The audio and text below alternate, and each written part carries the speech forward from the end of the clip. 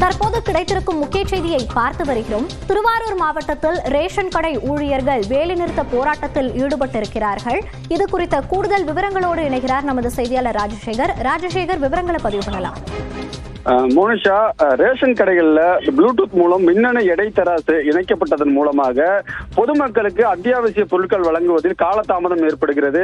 அது மட்டும் இல்லாமல் கிராமப்புறங்களில் அந்த ப்ளூடூத் என்பது நெட்வொர்க் சேவையின் காரணமாக பல்வேறு பாதிப்புகள் ஏற்படுவதாக அந்த ப்ளூடூத் சேவையை ரத்து செய்ய வேண்டும் உள்ளிட்ட 8 அம்ச கோரிக்கைகளை வலியுறுத்தி தமிழ்நாடு மாநில தொடக்க வேளாண்மை கூட்டுறவு வங்கி அனைத்து பணியாளர் சங்கத்தின் சார்பில் இன்று ஒரு நாள் வேலை நிறுத்தம் செய்து போராட்டத்தில் ஈடுபட்டுள்ளார்கள். குறிப்பாக திருவாரூர் மாவட்டத்தில் 137 தொடக்க வேளாண்மை கூட்டுறவு வங்கிகள் உள்ளது. அது மட்டும் இல்லாமல் 100க்கும் மேற்பட்ட ரேஷன் கடைகள் ஊழியர்களும் இன்று வேலை நிறுத்த போராட்டத்தில் ஈடுபட்டிருக்காங்க. ஒவ்வொரு ரேஷன் கடைகளிலும் பொருட்கள், அத்தியாவசிய பொருட்களின் எடை அளவு சரியான முறையில் கொடுக்க வேண்டும். விடுமுறை நாட்களில் விற்பனையாளர்களுக்கான பணிகளை கொடுக்கக்கூடாது.